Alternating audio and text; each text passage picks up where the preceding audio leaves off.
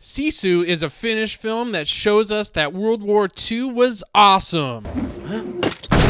It starts off with opening titles explaining that the Finnish word Sisu can't be translated, and then proceeds to translate the word, setting up that the movie doesn't give a shit what you think. It's going to do what it wants and have its way with your screen, and there's nothing you can do about it, so shut up and let it happen.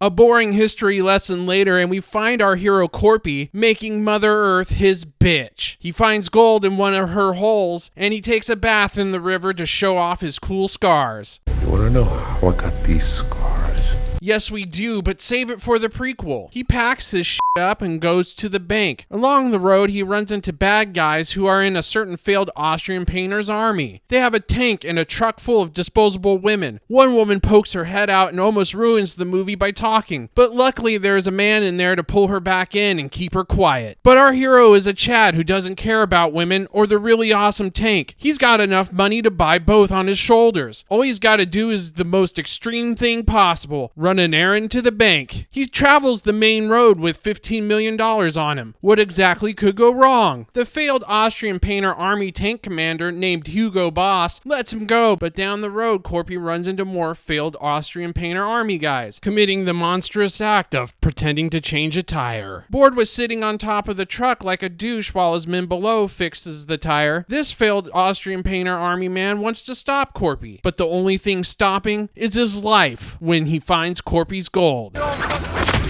Korpi thinks there is gold in this guy's skull, so he digs into it with a helmet, but the only thing he finds is crushed strawberries. The film plays into the stereotype that all miners are short-tempered because Korpi becomes enraged that he does all this digging and all he is getting is strawberry juice. He kills them all and cashes in all of his gold, and that's the end of the movie. But fortunately, Hugo Boss was thinking of us when he turns his tank around and hunts down Korpi. He catches up to him and wants to ask him what happened to his strawberry buddies back there by shooting at him with a tank. After 2 tank shells and 3,000 rounds missing Korpi, his horse explodes from the high levels of awesome sitting on top of him. Hugo Boss, not satisfied with the answers he's got, catches up to Korpi again. To warn them that they are all in danger of dying, Korpi picks up a rock and makes it explode. Now that they understand that they are dealing with some kind of wizard who could turn rocks into grenades, the Hugo Boss gang tries to shoot him through the smoke. But little do they know that someone left a trash can lid out in the middle of fucking nowhere, and he's using it as a shield to protect his gold from being shot. When they run out of bullets, Hugo Boss sends one pussy soldier in to finish the job. In return, Korpi sends a landmine to his face and vaporizes him. Hugo Boss then has the brilliant plan of sending 2 of his guys to go kill the mining wizard, but they make the wise decision to spontaneously combust just to get out of fighting Korpi. And for reasons beyond a mortal man's understanding, Korpi sticks to the main road and takes a high-octane nap. He's a 60-year-old one-man killing machine, so cut him some fucking slack. His nap is interrupted when Hugo Boss and his crew of flunkies forget to put the tank on stealth mode and awakens Korpi. Korpi, pissed off that a truck woke him up, rolls underneath it to tell it to knock off all the racket by stabbing it to death. Hugo Boss and the boys find out that he's killing their truck with his bare hands. Rather than one of the 7 guys with rifles shooting him where he stands, they send one dog. Korpi, soaked in the truck's blood, does what any sane man would do. He lights himself on fire. The fire, knowing it's in deep shit for existing on Korpi's skin, throws itself into the lake. Waiting 2 hours for Korpi to surface, Hugo Boss sends a fresh air supply to Korpi. This guy thinks twice about being someone else's life support and pussies out. The cost of being a bitch in the failed Austrian painter's army is to be a human meat shield for Korpi. He does his job well because his friend who kills him with a sniper rifle doesn't think to use it against Korpi. Instead, he fires the .50 caliber machine gun into his dead friend's body, giving him the proper send-off. Our senior citizen mining wizard escapes by using the same main road to make sure Hugo Boss will never find him again. Now it's 9 o'clock and well past his bedtime. No matter what he's doing, he will go to sleep like the stud that he is because he's too old for any of this shit. But somehow Hugo Boss finds Korpi by following the same exact road they've always been on. Rather than shooting him in the head in a split second, they decide to take an extra half an hour out of their night and slowly hang him.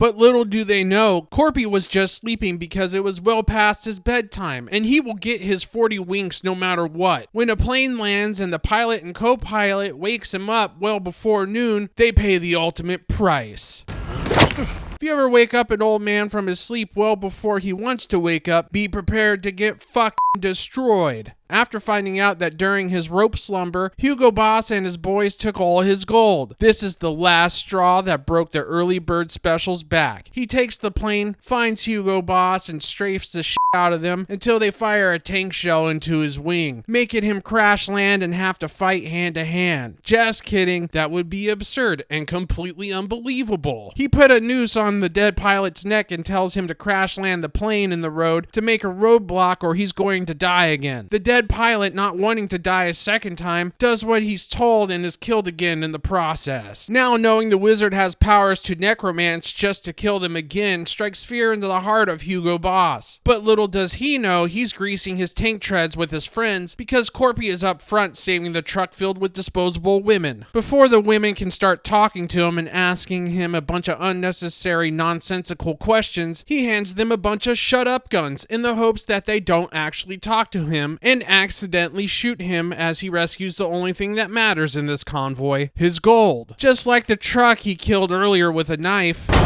Korpi begins to stab the tank with his pickaxe. Remembering what happened to Korpi's horse from the too much awesome riding on top of it, Hugo Boss sends his right-hand man to go get him the hell off before the tank gets annihilated. A super awesome 3-hour fight scene happens, and finally Korpi gets the upper hand. Korpi knows this guy is just like all the other failed Austrian painter army guys, and if he's going to dig around his head too, he's going to find nothing but strawberries. Instead, he lets the ladies have something sweet. Hugo Boss makes it to the plane that will fly him away to safety, but little does he know Korpi's underneath it, 10,000 feet in the air, mining for his gold. Once inside, he fights Hugo Boss while the pilot is up front dying. Hugo Boss wraps a belt around his hand and asks a cliched question. Why? Our hero Korpi, who's heard villains ask this very question since the motion picture industry was invented, attaches the other end of the belt to a Russian bomb. And just like Korpi's horse, Hugo Boss explodes because that's what dropped bombs tend to do. Seeing how awesome that was, Korpi decides not to be outdone by a horse or a guy in a failed Austrian painter's army and flies the plane right into the ground. But unlike a horse and Hugo Boss, it's going to take a lot more than a plane pile driving itself into the ground at 300 miles per hour to kill him. Now, with no more failed Austrian painter army guys on what seems to be the only road in Finland, Korpi makes it to the bank. And just like the Chad that he is, people get out of Korpi's way when he walks inside and drops a load right on the teller's desk. If you thought you were walking into a history lesson with Sisu, you shall be known as Captain Fingerpaint from here on out. The story is as old as time itself. Man finds gold, man loses gold, man annihilates an entire tank platoon, man gets his gold back. The fact that he didn't even care about the war, the girls, or talking made it that much better. How many times in modern movies have you seen an action hero show his tender side? In Sisu, the most tender Korpi gets is when he saves a dog from almost being dynamited by Hugo Boss like some kind of cartoon villain. I'd like to think the elevator pitch that got this movie greenlit was man goes from point A to point B, and how he gets there is fucking awesome. So why does this work where countless other movies before fail? Because the trailer promised you an hour and a half of pure coolness and over-the-top action, and it didn't try to be anything more than that. If you were looking for more than that, congratulations, Captain Fingerpaint. You're a buzzkill and not invited to the cool kids table. Korpi is a bulletproof killing machine who has nothing to say. In fact, much of the movie is without dialogue. Yet these characters are not flat. plot. Each one has their goals and motivations explained. Motivations that we buy into. The bad guys are really dicks, and our early bird special wizard hero is engaging. It is the type of shit Hollywood used to produce, but are too busy pandering to a non-existent audience who doesn't pay for their shitty films anyways. And much like RRR, foreign films have to show us how it's done because Hollywood is too busy trying to make sure that our entertainment turns into gray blobs, offending nobody and at the same time entertaining the same amount of people. Sisu is a World War II exploitation movie with the flair of a spaghetti western, as if Sergio Leone smoked a bunch of crack in the middle of Finland and decided to shoot a movie. It did whatever the hell it wanted, and you were strapped in the whole time. I'm out of here.